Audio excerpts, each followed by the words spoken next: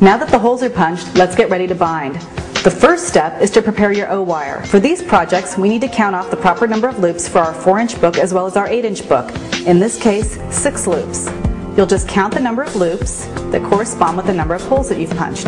In this case, 6 for the mini book and 14 this book. As you know, the O-wire comes in a variety of diameters depending on what size book you're working on.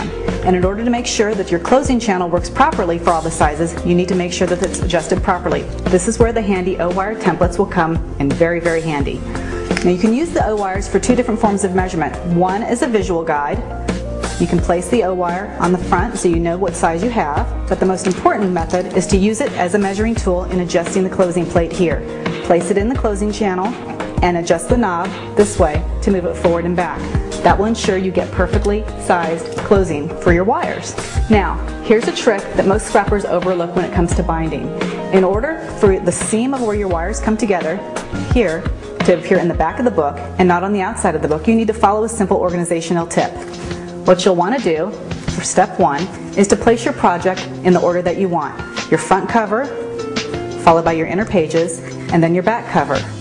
Then flip your back cover around to the front, like so. So your back cover is facing your front cover. Then insert your wires into the inner pages like this. Now we're ready to go. Now we're going to place this in the binding channel, flat down with the openings of the wires flat down and the loops facing the machine. Okay, and this is where the covers are in the center. Squeeze it gently. You're going to flip it around. There's your inside pages and the seam is in the back. For the longer project, you're going to follow the same steps as you did for the 4-inch. Now we're going to bind our 8-inch book.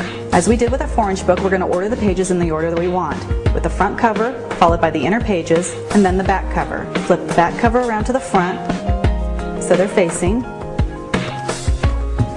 and insert your wires into the holes from the inner pages. As we did with the punching, we're going to need to bind in sections. In order to ensure that you have perfectly round holes, you're going to want to make sure that you put your wires flat down with the small loops of the wire facing the bind it all. Gently but firmly squeeze the handle down.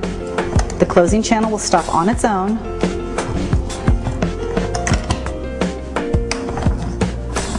To give you perfect circles. Now we have our book, front cover, inner pages, and the seam in the back of the book. As with punching, you'll want to bind your project before you add any heavy or thick embellishments. That will prevent them from being damaged. Congratulations, you've done it. You can now punch and bind like a pro.